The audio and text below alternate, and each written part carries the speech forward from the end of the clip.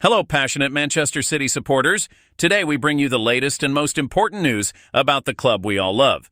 Before we begin, don't forget to like this video and subscribe to the channel to stay updated on all things Manchester City. Let's get started. Currently, Manchester City is going through a challenging phase, something rarely seen in recent years. Even after Pep Guardiola extended his contract until 2027, the team is experiencing a period of poor performance. With only one win in the last 12 matches across all competitions, the reigning Premier League champions are far from the title race.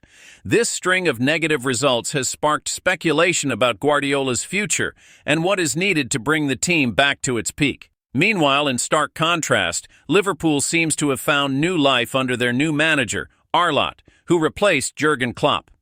Klopp's departure last summer marked a significant moment for the Anfield club, signaling the end of an era of success and the beginning of a new chapter.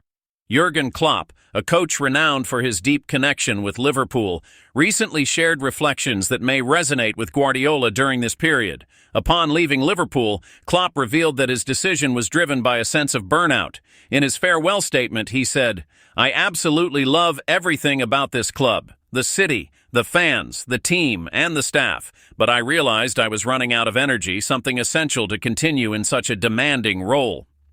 This statement highlights a crucial point: the physical and emotional toll that managing at the highest level can take. Like Klopp, Guardiola has built a brilliant career but now faces the challenge of reigniting the spark within his team and himself. Despite the challenges, Guardiola has reaffirmed his commitment to the club, making it clear that his goal is to rebuild the team and return to winning trophies. However, this journey will be tough, requiring the energy and motivation Klopp mentioned to overcome this moment. Supporters, we want to hear from you. Do you believe Pep Guardiola can turn things around and lead City back to the top? Share your thoughts in the comments. With the January transfer window approaching, Manchester City is already planning to strengthen the squad and reverse this poor run. According to reliable sources, the club is in constant contact with Donnie Olmo, a Barcelona midfielder who could be a key addition to the team. Donnie Olmo, who moved from RB Leipzig to Barcelona in the last window, is facing uncertainty due to the Catalan club's financial restrictions. His salary, reportedly around $81,000 per week, may exceed the limit imposed by La Liga, casting doubt on his future at Camp Nou. Additionally, a clause in his contract allows him to leave for free if he is not registered in January. For Guardiola, who has followed Olmo since his time at Dinamo Zagreb, this could be a unique opportunity to sign a talented player with great potential. The Spanish midfielder's attributes align perfectly with Manchester City's playing style and could address both Rodri's current absence due to injury and the team's creative struggles in midfield. The recent statistics from Manchester City highlight the magnitude of the club's challenge. Over the past 12 matches, the team has secured just one victory, suffering 9 defeats during this period. To put this into perspective, this number of losses equals the total number of defeats the club experienced in their previous 106 matches. These concerning figures reflect a combination of factors, from the poor form of certain players to the difficulty in adapting the team to new challenges. Guardiola acknowledged that there is no magical solution to the situation, but emphasized that the team is working harder than ever to find the lost balance. "Many small and large details are preventing us from being the team we once were," Guardiola said in a recent interview. This comment underscores the collective effort required to overcome this phase, something that depends not only on the manager, but also on the entire squad. The potential signing of Donnie Olmo raises an important question. Is it worth investing in a player who could arrive under favorable conditions, but also brings uncertainties? On the one hand, Olmo is a creative midfielder with vision and the ability to decide matches. On the other, his adaptation to English football and Guardiola's system might take time, something City may not have in this critical moment. While fans await updates on new signings, the team must focus on regaining confidence and getting back to winning ways. After all, the quality of the squad and manager is not in doubt, but the ability to transform potential into tangible results is. And you, supporter?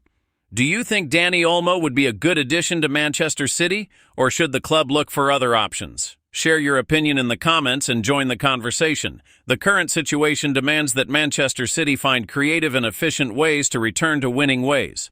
The crisis of results goes beyond statistics. It directly affects the players' psychology, the atmosphere in the dressing room, and even the confidence of the fans. This highlights the need for tactical adjustments, well-thought-out strategic decisions, and possibly changes to the squad. For Guardiola, one of the critical points is redefining the team's priorities on the pitch. The team is renowned for its style of play based on ball possession, high pressing, and offensive fluidity. However, in recent months, these principles have been undermined by individual errors, disorganization, and a lack of efficiency in front of goal. Moreover, the absence of key players like Rodri has exposed the team's dependence on certain individuals. This underscores the importance of diversifying options and ensuring the squad can maintain a high level of performance regardless of circumstances. Another approach Guardiola could take is to rely more on the academy. Manchester City boasts one of the most prestigious academies in Europe, with emerging talents ready to make an impact.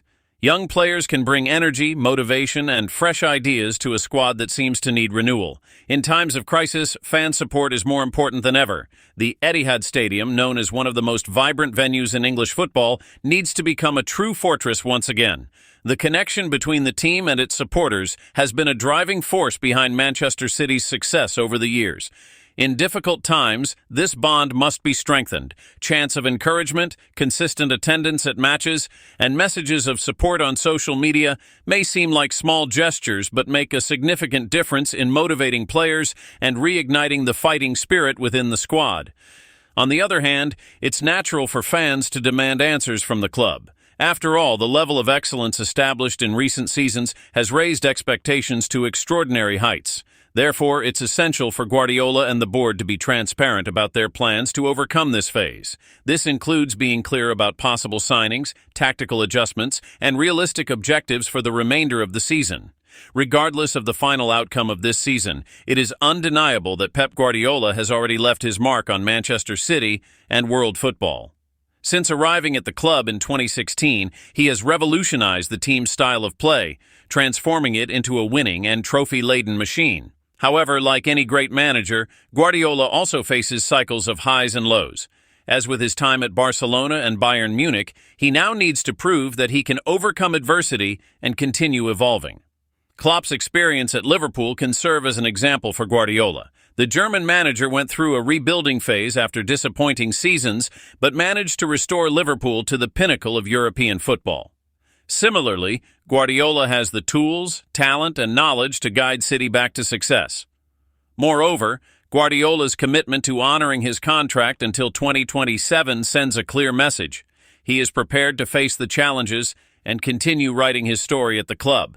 This demonstrates not only his resilience but also his confidence in the squad's potential and the structure Manchester City offers.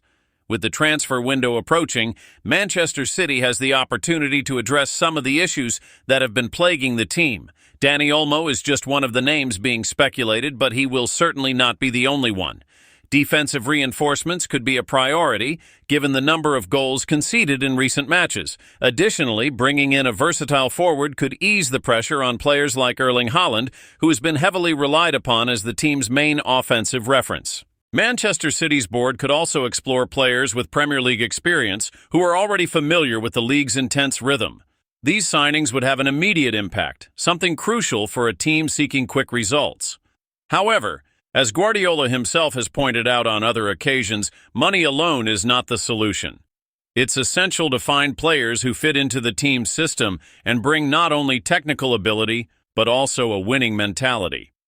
Manchester City's performance this season will have lasting implications. A below-par campaign could deter sponsors, complicate negotiations with high-profile players, and even impact the club's finances, considering the prize money associated with titles and strong European campaigns. On the other hand, overcoming this challenging phase could strengthen the club in unexpected ways. The resilience built during tough times is often what separates great teams from those that fade away after a period of success. If Guardiola and the squad manage to turn the page, Manchester City could emerge even stronger, ready for new challenges and with an even more solid mentality. You didn't look like you enjoyed most of that game, judging by your body language. What are the emotions at the moment? No, it's not true. My body language is positive, yes, because the team played really good. I'm not agree. You looked very frustrated at times, though. No. We shoot, I don't know how many shoots, and first half was brilliant. The first 10-15 minutes until the penalty was really good. The first time they arrived, they scored a goal at the end. Of course, in the transition, we could suffer the defeat. But we analyze the result. Of course, we are not happy, but the performance that we have done, the guys again, with the situation they were brilliant. Of course, we don't score the goals that we need, but no, I'm not. There are other days like I'm more because I don't see many things I like the way they play, but today was not the case. When you're not winning games, though, and when you're not trying to catch up the top four, again, does the frustration build when you come off the pitch at the end and see where you might end up tonight? You could be nearly halfway down the table tonight. Yeah, we'll see. We can. Someone to go, guys? Yeah, Ty. Hi, Pep. It felt like the atmosphere inside the stadium and kind of the nervousness got worse after Erling missed that penalty. Is that kind of natural when you're in a run like this, that moment like that happens and the players and the supporters start to think the worst? There's a long time to go, but it almost felt... Injury is one. How are they? Flu.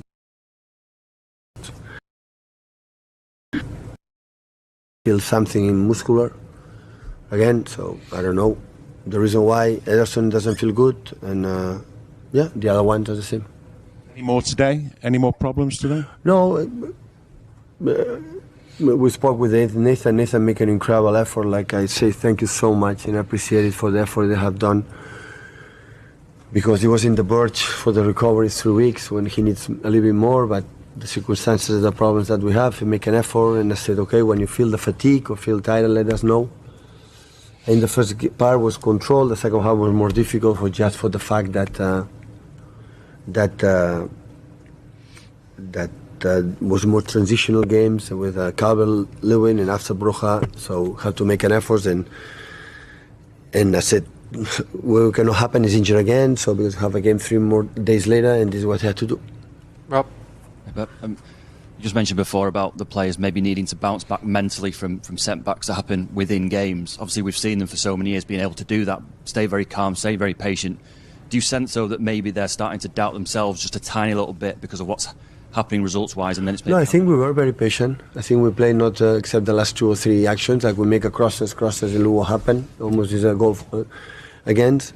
So I think we were patient. Of course, that is the momentum, the season, the momentum that is a little bit in the situation that everything takes more time to make it work. So, but if your colleague talk about the table, the qualification, I don't have an argument of that. If you ask me about the performance today, so we did what we have done. So when play bad, I'm the same. The press conference said the other were better. We're not good enough. But today was not the case against the top team. One of the best in the clean sheet, the chances that we had, and not just the penalty, a lot. And but football is about winning. Football is about you score goals and not concede, and always we have done it. And this season, or this, I would say this last month and a half, we are not able to do it. Just one more before the embargo, James, please. Pep, obviously, he had eight senior players. But the end, what I had to 5 years, time is not course. I time just injured today, and Kevin was not ready for 90 minutes, and maybe should have come in early Kevin or maybe Gundo, but the team was playing quite decent, and always you expect Jeremy make the action and feel always his creativity, and Bernardo was playing unbelievable. Like even he can lose 1 or 2 balls, and after in the second half was brilliant. Started really well in the second half as well, so it was not easy to make these swaps sometimes. But yeah, we have the situation, but it's not now. We say now it's this week, okay. It happened quick. It's for a long time we are in that, and of course you have to talk with the club, and the club will decide. Take a couple of questions, embargo for 1:30 on the 28th. Phil, please. Yeah.